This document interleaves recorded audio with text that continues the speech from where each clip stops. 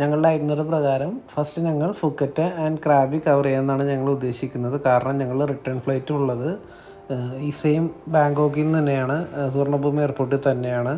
So അത് രണ്ടും cover ചെയ്ത് ഫുക്കറ്റ് ആൻഡ് ക്രാബി കവർ ചെയ്ത് റിട്ടേൺ ബാങ്കോക്കിൽ വന്ന് പിന്നെ ബാങ്കോക്ക് ആൻഡ് പട്ടായ കവർ ചെയ്യാമെന്നാണ് ഞങ്ങൾ ഉദ്ദേശിക്കുന്നത്.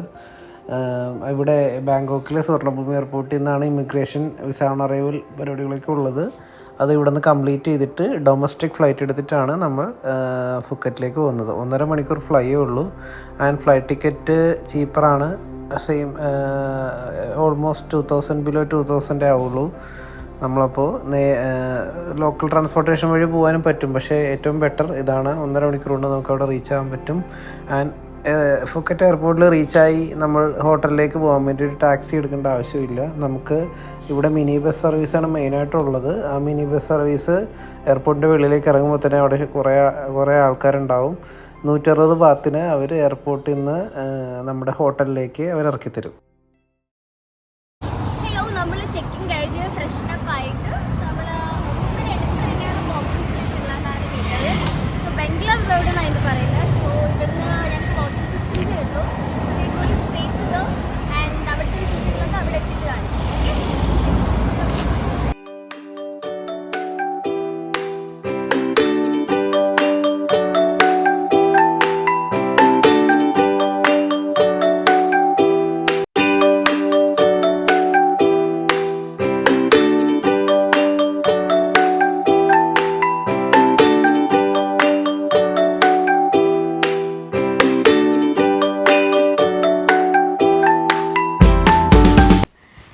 ഫൈനലി നമ്മൾ പത്തങ് ബീച്ചിലെത്തിയിരിക്കുകയാണ്. ഇത് ഫുക്കറ്റിലുള്ളൊരു ഫേമസ് ആയിട്ടുള്ളൊരു വാക്കിംഗ് സ്ട്രീറ്റ് കൂടിയാണ്.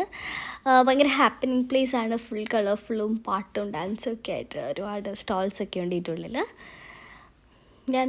ഇത് ആക്ച്വലി ഭയങ്കര ലൗഡ് മ്യൂസിക് ഉള്ളൊരു ഏരിയ കൂടിയാണ്. So I M giving A voice over on this video. നിങ്ങൾക്ക് വീഡിയോയിൽ തന്നെ ഒരുപാട് സ്ട്രീറ്റ് ഫുഡ് കാഴ്ചകളും ഒരുപാട് ഫുഡ് വെറൈറ്റീസുകളും ഈ പത്തങ് ബീച്ചിലൂടെയുള്ള വാക്കിംഗ് സ്ട്രീറ്റിലെ കാഴ്ചകളൊക്കെ ഈ വീഡിയോയിൽ നിങ്ങൾക്ക് കാണാൻ പറ്റും. So keep watching.